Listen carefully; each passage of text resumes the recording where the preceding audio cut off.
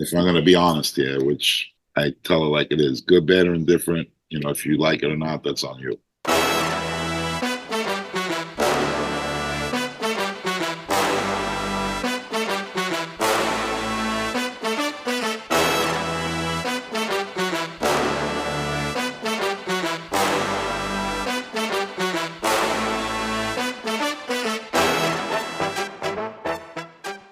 Welcome to the Dad Bod, a podcast that tells the story of what it means to be a dad today, one dad at a time.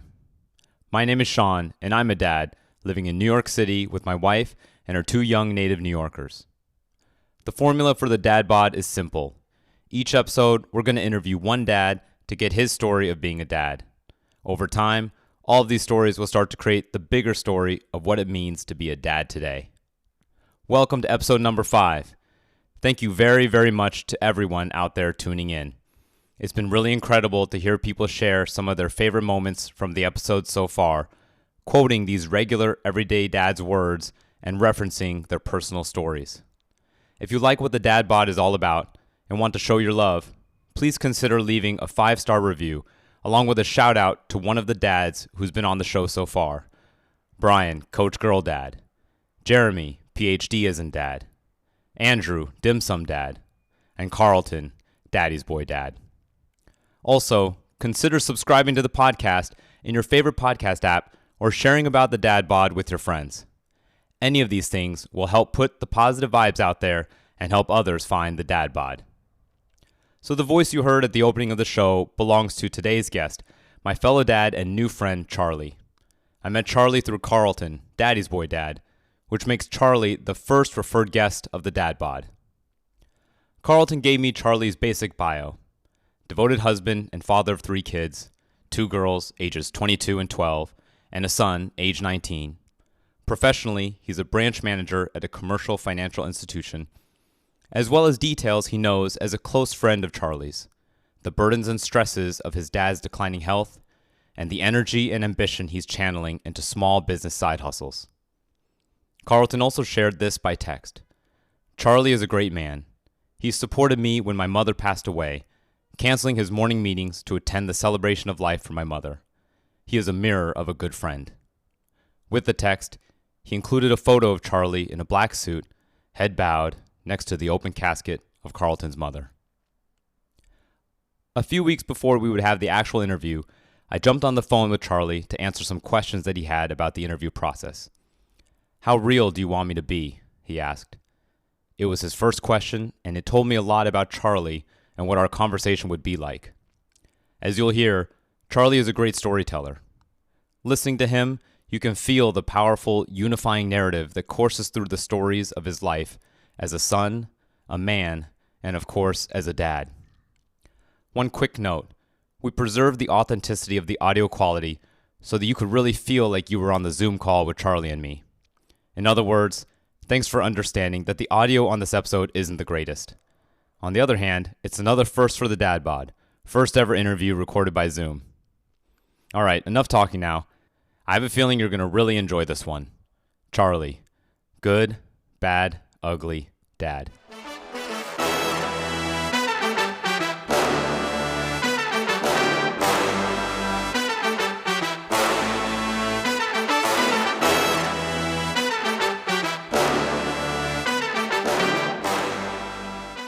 So I want to read something from Carlton, just a quick something. I said, "Hey, Carlton, tell me a little bit about Charles." And he said, I got to get the tissue box, Sean. No tissue yet. With any luck, we might need a tissue box later, I guess. But not yet. This is just a little warm up here. So he said, Charles is married and a father of 3 beautiful children. While opening up his own business, his father took sick. Balancing a marriage, a job, a family, and being a caretaker for your dad can be overwhelming for a dad bod. So what do you have to say about that? Yeah, he summed it up. I don't want to get into my whole father stuff, but yeah, he's very ill right now. He's in and out of hospitals or rehab centers.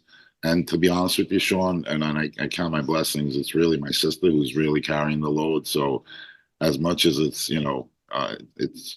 weighs on me. What my sister goes through for this is like, I don't know where I'd be without her, with regards to how she handles my parents. But with that said, yeah, we kind of like alternate the load as much as we can as far as the physical part, which is really, I mean, the only way I can really help out. Like I can't be on the phone and dealing with their phone bill and this is where I say like the behind the scenes that my sister is doing is like invaluable, and it's hard to see too because your dad as a strong man, like you've never seen him like break down in any way, and now to have to see this, it's hard both mentally and physically. How long has your dad been sick for? I would say for over the last 2 years, it's been progressing. He's early stages of Alzheimer's. He didn't get diagnosed, and it's a catch-22, and we're still trying to figure this one out. In order to test for it, they got to inject a needle into his bone, pull bone marrow. I'm hearing it's like one of the hardest things, which doctors say if he survives, I mean, it'll hurt. It's going to hurt like all hell. It's going to hurt him like all hell. So he's going to be at best, it'll be like pain, that unbearable pain at best, because he's 83, 84, 85 now, just turned 85. So they said, but even if we diagnose him with ALS, we cannot treat him. So he's not going to handle the chemo treatments. His body won't handle it. He's got a history of heart issues. So now what do we do? Like my sister and I are like, what do we do? Do we put him through hell? And for what? They can't really treat him anyway, right? So what do you do? Was there a particular moment that kind of told you this is a different era for my dad? It's really as of recently, and a lot of the in and out of the hospitals has come from like his equilibrium issues, like falling off the bed or falling down. Like, so when it was beyond his control is when I started to realize that, this is it's getting worse. It's getting bad. Can you tell me a little bit about your upbringing with your dad in particular? Like, give me kind of the picture of your dad, like what you think of when you think of your dad as a dad. So, so that's a loaded question. So, I'm going to be all over the place with this one, but my relationship now with my dad is amazing. I think in the later years in life, when, as you get older, you start to realize some of the things that you didn't realize when you were growing up, how important they are, that you don't realize at the time it's happening, but later on in life, you realize that, wow, this kind of is built into the person that I am today. So my relationship with my dad is pretty amazing, especially later on in life. Early stages, whole other story. So it was almost like a 180, our relationship. And to be honest with you, a little bit of late, it's taken a little bit of a downturn. So in order to understand my dad, you need to understand where he came from, right? He was raised during the Depression. He was one of 5 children. He had 4 sisters in Italy. Very poor family. Very poor family. I mean, they pretty much lived on their land. They lived off of their land and working and hustling and doing things like that. So he had a very humble upbringing himself, and he was the only boy among 4 women, right? So he had a rough growing old, but he did end up finding a job, which at the time, was very hard. But then he followed the dream like everyone else did to come to the U.S. And, here he is. And this is why I admire him, right? They came here with nothing. And actually, he tells me a story, right? When he left, he's like, when he left Italy, he's like, Dad, I'm doing this voyage. Can I borrow like maybe like $1,000? He goes, he kicked me because we was standing by the mule. He goes, he kicked me I went from one side of the mule, like pretty much like under him and rolled over on the other side of the mule. He goes, with the kick I got for just asking the question, right? And his father turns around and says, wait a minute, let me get this straight. When you take a step back, I mean, I know it's rough. The reaction was a little crazy, but when you take a step back and think about what his father said to him, he was like, wait, hold on, let me get this straight. You're leaving me. You're going to another country forever, as far as I know, and you're asking me for money? And this is important because you need to understand the mentality in order to understand my dad. My childhood was rough too because he was very regimented like that with me too. like getting hit, to be honest with you, which I know is taboo nowadays, was pretty common.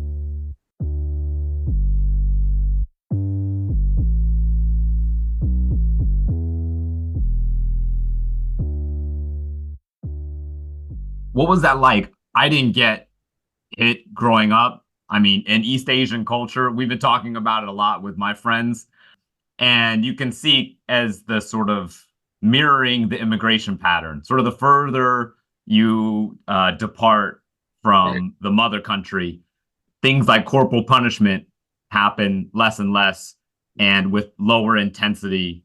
So for me, my dad, he had a cane. My dad's from Singapore. He had a cane that was sort of the home version of what they would do at the federal level, so to speak. He would never use it on me. He It would was a threaten. symbol.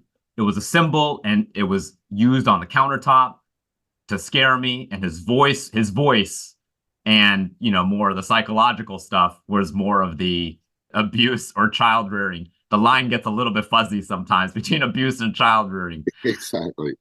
So I ask you because I don't know what that's like, corporal punishment being part of an upbringing. What was that like for you? If I'm gonna be totally honest, there was in certain instances, I'm glad it happened, and in other instances, I'm like, what the f, Yeah.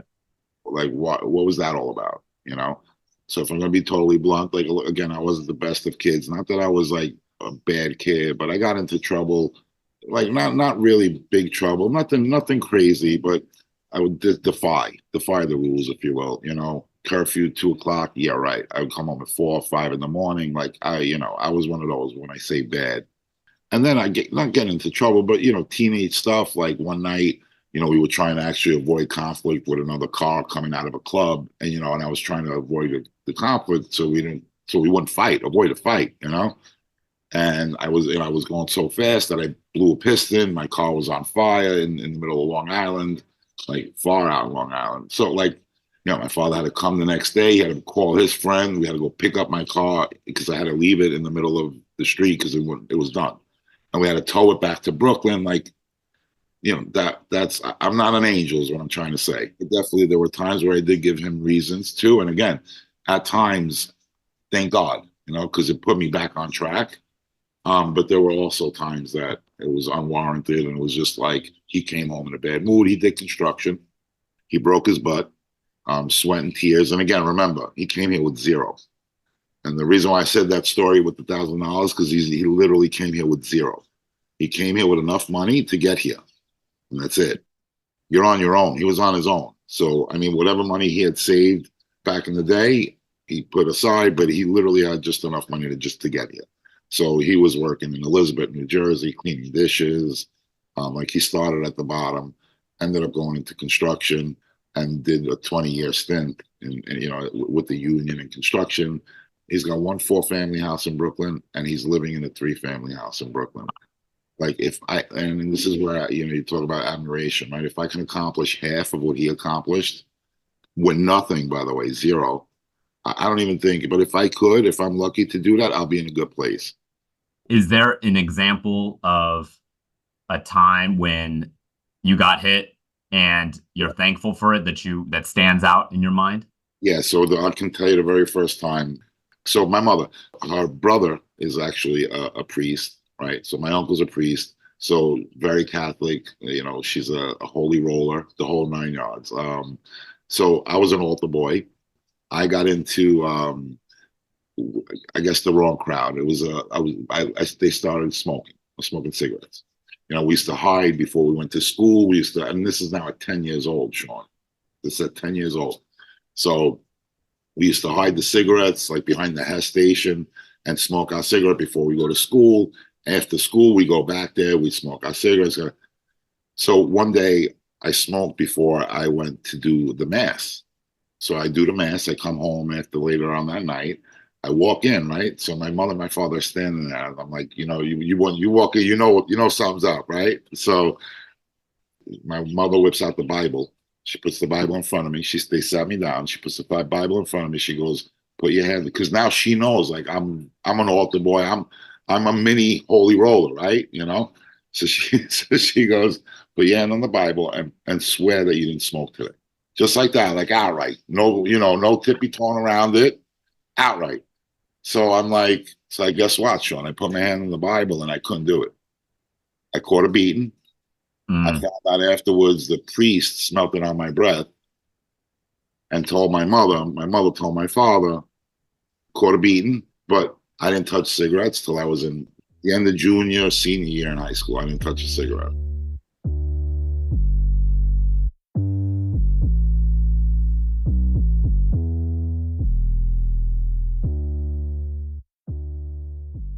He worked even weekends too, Saturdays, Sundays.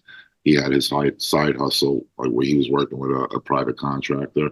So Saturdays, Sundays. But those, like growing up, he would take me to work. Like I would love spending the time with them, especially at work. Like, and I became close with his partner. They would take me to the diner before we start working. And then for me too, I was challenging. I was at the stage where he took me out, like when I can remember as far back as like 10, 11, right? So I'm challenging, like I'm challenging my own physical growth, right? Like for example, like a bag of cement. When I started with him at 9, 10, I couldn't even lift it. Like I couldn't even lift the sides of it, like, let alone lift it. But then as, at 12, I was carrying one bag. By the time I was like 13, I was carrying 2 90-pound bags on my shoulder because that's what he was doing. I was watching him. I was emulating him, right? And this is why I'm saying, like, I seen firsthand how strong my father was. And to see what I see now is like, it's hard to wrap my mind around. Yeah, but you talk about, right, work ethic. I got that from my father. My mother too, don't get me wrong, but more visible to me. I was closer to seeing it with my dad than I was with my mom. So do you like visualize your dad when you're doing things that are difficult, whether they're physically demanding or emotionally or mentally demanding? Like, how do you tap into that that reservoir of strength and that history and legacy of strength? So I'll give you a perfect example of that, and that's happening right now. And that's why these stories are so like fluent and fresh in my head, because it's happening right now. Because right now, Sean, I'll be honest with you, my father, he's a person without a kind of like a filter, like me, like very open as far as truthful, right? Lately, I'm trying to word this properly. Lately, we don't know, because it could be like Alzheimer's, like the person gets aggressive. I think now it's at the point where it's so extreme that not only doubting that it's not his health, but I'm almost hoping that it is, right? Because of those things. So I'm leaning to those old memories, because right now there are times, Sean, where I just want to shut down and walk away. It's not just me, it's me, my mother, and my sister. He's just verbally pushing us away. My point, to answer your question, is at those moments when I do want to walk away, I've been tapping into and leaning into focusing on those good memories. I remember too, like he always used to challenge me, like when I was younger, in racing, and I'd be like, are you kidding me right now? Like, you sure you want to do this? You sure you want to do this? Like, and guess what? He whipped my I'm sorry. I'm sorry, you're gonna have to edit that one. But dude, he killed me.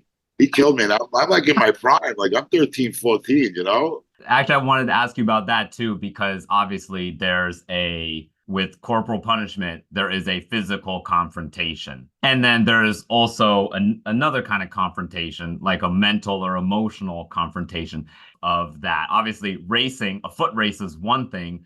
When did you have a moment when you felt like, hey, I'm going to challenge my dad. I'm going to initiate a challenge. I think I can take him, whether it be physically, mentally, emotionally. Have you had moments like that with him? That's a good question. I want to say I've been challenging them with the finances over the years, because their mentality is, FDIC, like, don't put any money at risk, this and that.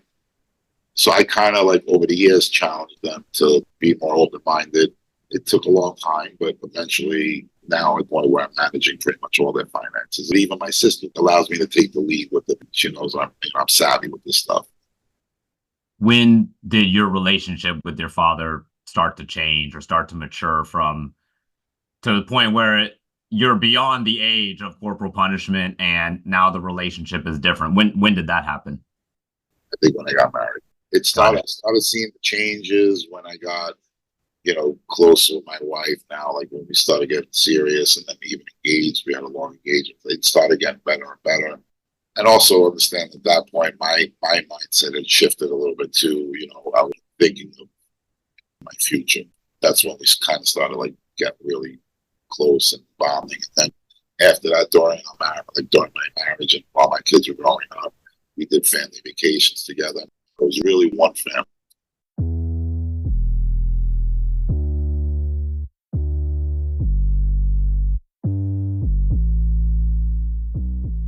Before we switch gears, because I do want to switch gears to kind of talk about you as a dad. I just want to encourage you in this moment you're in life with your dad. I love how you're tapping into those memories of his strength right now to try to be strong for him. That's a really beautiful picture.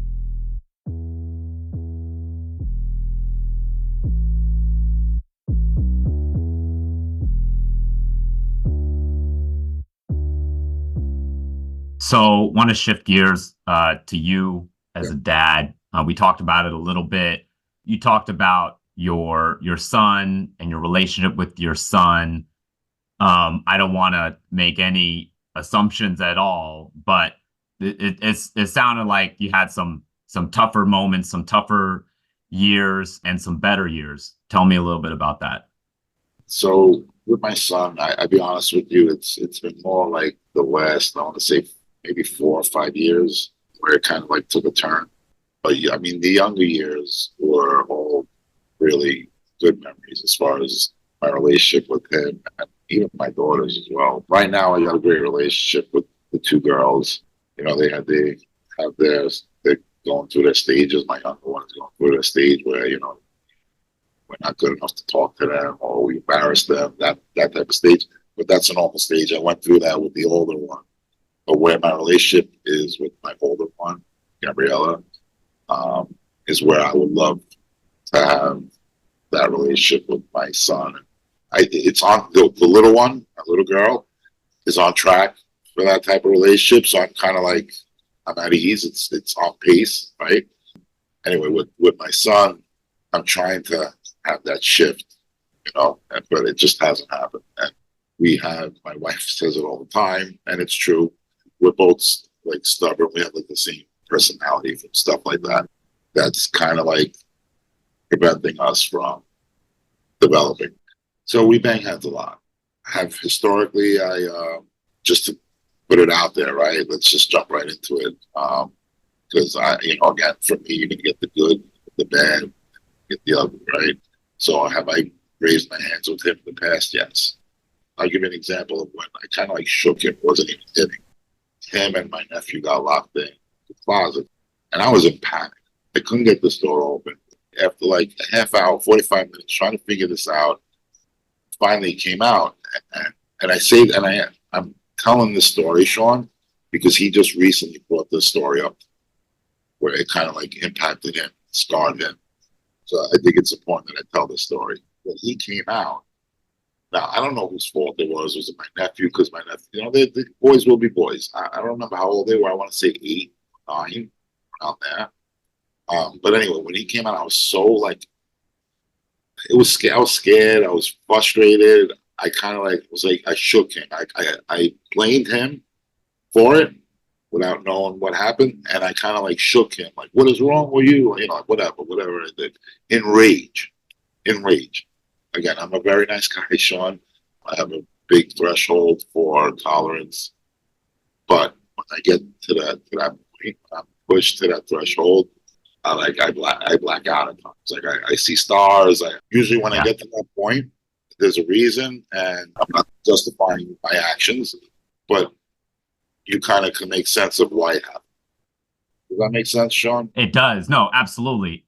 I haven't raised my hands with my kids before, but I know what it's like to get put to that point. When I get into that mode, a switch has flipped. And so I know what it's like in that respect. And it's always justified. And there's a typical cycle afterwards where you're thinking about it and you clearly feel like something was off with that. That's not exactly the way that life was supposed to go. And so you know something was off. And so you have a period of like, well, this is why I did that. You know, he should have or she should have, but you're going through it because you're trying to defend yourself in a way, but you know something was off. So, anyways, a long way for me to say, I think I can relate to what you're saying. Yeah, thank you. Like I told you, I'll give you the good, the bad, and the ugly. But the truth is, like, I'm a very nice guy, probably one of the nicest guy you'll ever meet. I'm not aggressive by nature. It's when I get taken to that point that just I am who I am at that point.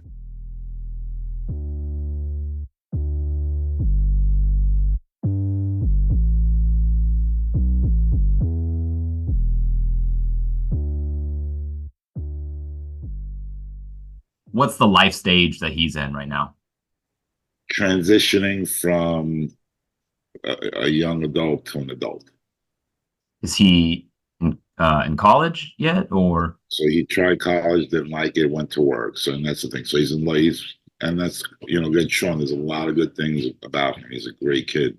Work ethic, like his dad's, like my dad's. He's just recently doing an apprenticeship for electrician. So he wants to get into the union. He's waking up at 4 in the morning. He's every day like he's a soldier. He's a work ant.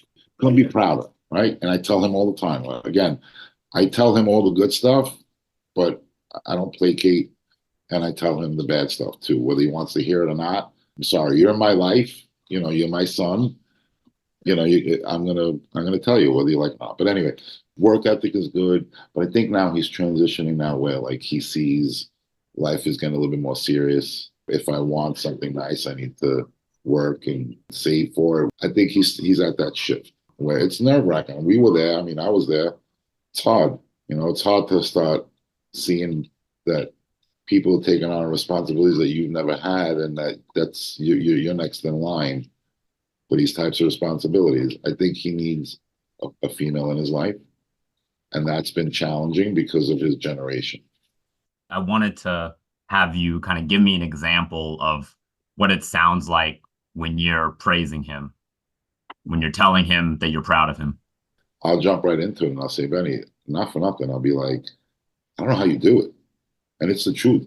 I said, I don't know if daddy can wake up. I don't, honestly, I mean, I used to dread waking up at 5 to get to work, in the city when we had an early meeting. I'm like, I don't know how you do it. You get up at 4, and he's regimented about it. He's never late. I tell him, you're never late. You go in every day. I said, I don't know how you do it, but God bless you, man. I wish, honestly, I wish I was able to do that, but I praise his work ethic all the time. I'm like, Benny, that's awesome, man. That's stuff that I can't even do. So kudos to you, And I tell him, I said, and don't take that for granted either, too, because there's not that many kids at your age doing that, by the way.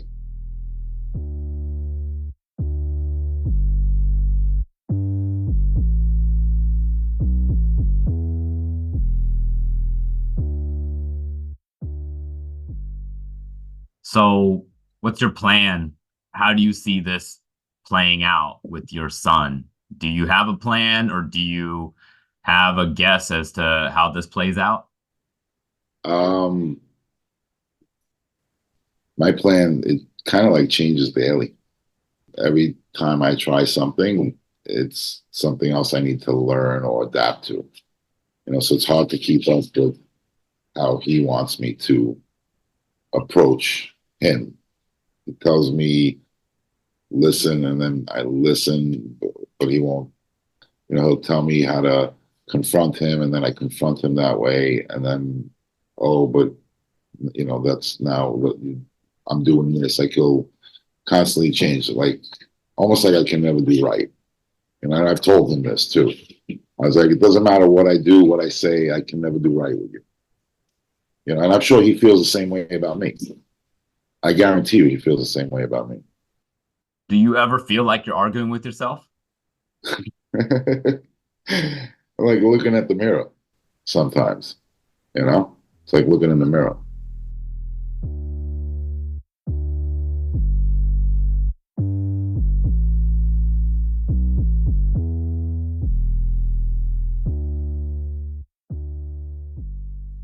Is there anything, any parallels or anything about your relationship with your son that remind you at all about your relationship with your father at any periods of time? See, yes and no, and that's what I keep saying. Once my wife tells me, "Oh, he's like you," he's like you. Yeah, he's not like me because I didn't disrespect. As bad as I was, I never disrespected my dad. Yes, when the one time that I actually pushed back on my dad was when he. Remember, I told you those times where he hit me literally for no reason. He would pick a fight, and to be honest with you, I was heavy most of my life, and a lot of that unwarranted hitting, whatever you want to call it, was because of this. It's done for my weight for sure. Like he was critical of you for your weight. Yeah. So that after years, when I got older, I remember, once like he got me good. And it was not even like his normal way of hitting me. It was almost like a vicious, like trying to hurt me. And again, got to that point, I snapped and I kind of like pushed him back and kind of like pinned him against the wall and said, this has to stop today. How old were you? I had to be like 19. I was. Oh, so you're big. You're bigger than him at that point. Yeah. I was like maybe 18, like around there, 18. I was older, yeah. And that's too my mentality was kind of like shifting and it was around 18. And in fact that actually at the time I was 315 pounds. That started me to like really lose weight and I ended up going down from 315 to 220. Wow. So I lost, a ton of weight after that. And that's how I met my wife. I mean, again, another example of how good came out of it.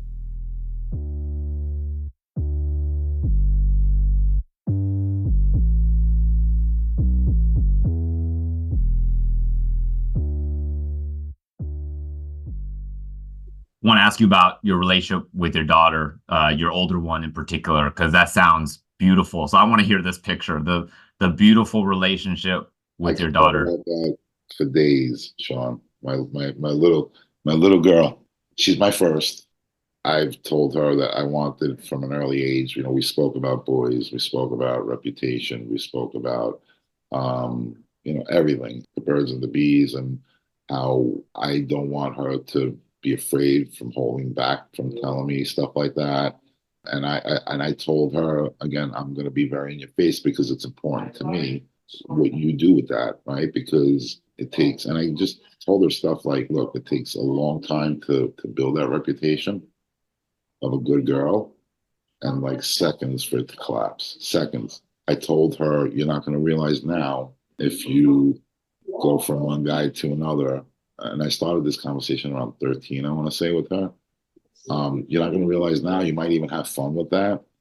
But when you get older, you will pay for that. I said, listen, if you're honest with me, I will never hold it against you. Whether it's meeting a boy or losing your virginity, whatever the conversation is, I will never hold it against you. I said, yeah, it might kill me to hear it, but I'd rather hear it with drugs, not just boys, drugs, anything, drinking, whatever it is.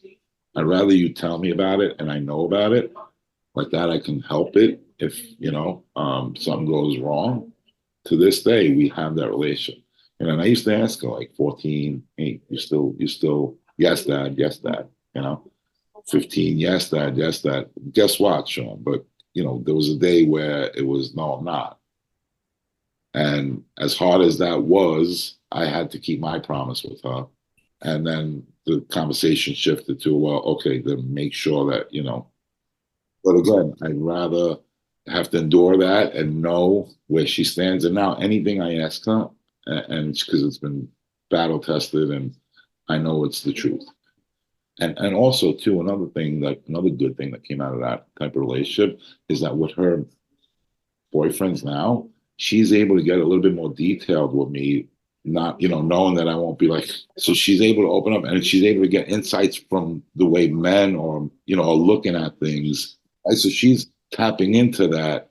It's a very good relationship. And it's not always, rainbows and unicorns. I mean, we have our differences too. There's certain things like that we have conversations with where it'll just end in a stalemate. But again, it never gets beyond any type of just like you're agreeing to disagree. I just want that for me and my son as well, sometimes I'm like, doesn't he see it? Doesn't he see like what I have with her? Like, what doesn't he want that too with me? Like, I don't know. I guess I'm overthinking that. To set those terms of openness when it comes to communication, that's a lot of courage. I don't know if I'm necessarily ready to be like, yes, tell me all the details. First kiss, Sean, first kiss, everything. You got to be ready for that. But the trade-off is, you ask other questions and, you're going to always get an honest answer. Life questions too, like, when you're talking about career and, marriage and things like that, all that. I mean, which I haven't gotten. We've had career conversations, and again, very open, very honest. Like even recently, she's like, sometimes, yeah, sometimes I do want to give up with the Masters, and it gives me an opportunity. It might have been something that if I didn't have that relationship, she wouldn't tell me that, right? But it gives me an opportunity to kind of like encourage her to like, stay there, and that's the trade-off.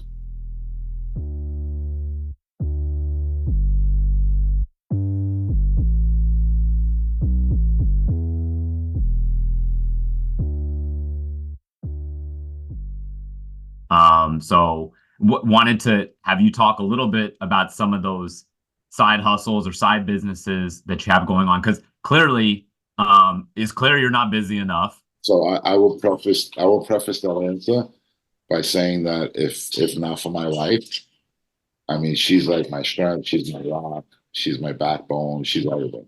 Um, if it wasn't for her, I can never accomplish half of the things that I've done. Not that I've accomplished much, but any good that I've accomplished, is it has to be credited to her, right? So I'll start there. The first one started out as a passion, right? I told you, like, we love. It was me and my cousin. He's more Italian than I am. He came here when he was 18. We loved the food, the olive oil, this and that. So we just started this side hustle for, well, basically olive oil, pasta, tomatoes, like tomato and tomato cans, cheese. We do a little cheese too, and we kind of like started small and grew organically, right? No, we didn't have any overhead. We started storage was in our garages. We put up shelves in our garages and whatnot. Anyway, long story short, we built this little side hustle, passion, inspired business to a point where we had some money in the account. So this was like 4 or 5 years later. So we're like, what do we do with this? At the time, I had a friend who was just franchising his barbershop. I felt that it was one of those businesses where even though I don't cut hair, I can kind of manage, or the way it was set up too. It's all done through this POS system. It was a good opportunity. I knew the owner. It was, he was really literally giving us the franchise fees or nothing. We ended up parlaying the money from that business to the barbershop. And that was about 4.5 years ago. So we've had our struggles with the shop. At one point, we were pumping a lot of money into it. Over the last I want to say 2 years, it kind of stabilized where it was kind of paying for itself. And maybe every once in a while you had to fund it. How much of this stuff is, with the ambitions are financial, and how much of it is like is about your personal passions? So the barbershop is more, again, I don't want to downplay or sell the initial business short, but there was no overhead. There was no this like this is my baby because I'm in the financial world. So that to be able to say that I practice what I preach at work, which is have that entrepreneurial spirit. So that's why barbershop is my baby from a business standpoint. You know what I mean?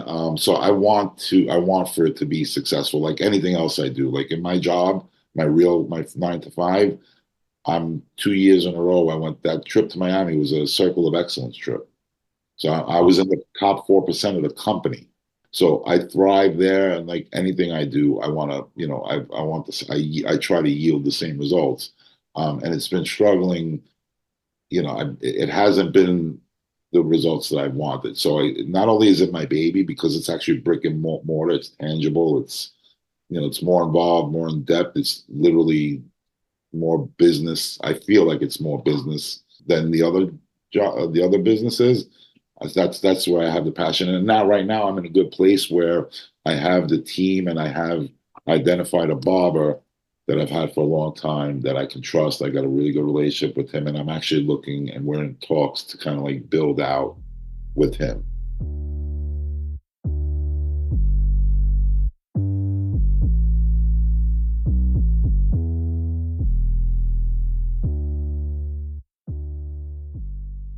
Oh, for the record, I got to go because my son, just to give you a little up to date on the relationship, my son invited me to go see Godzilla and King Kong.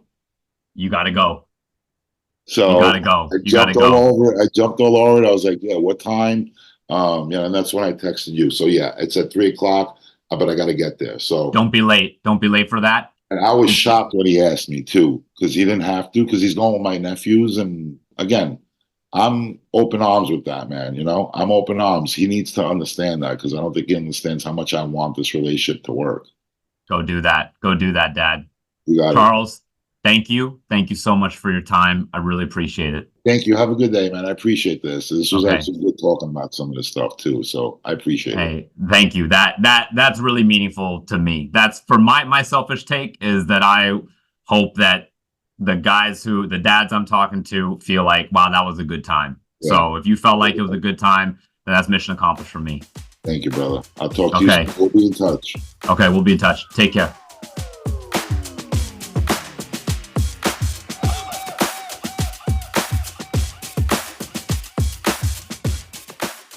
Okay, episode 5 of the Dad Bod is in the books. Big thanks to today's guest, Charlie, for sharing his story.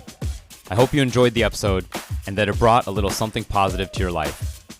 If you like what we're doing with the Dad Bod, give the show a 5-star review along with some words of appreciation to any of the dads whose story has touched you in some way. Your words will mean a lot to these regular, everyday dads, I guarantee it. Finally, always feel free to get in touch with me by email, Sean@thedadbodpod.com. Thanks for listening.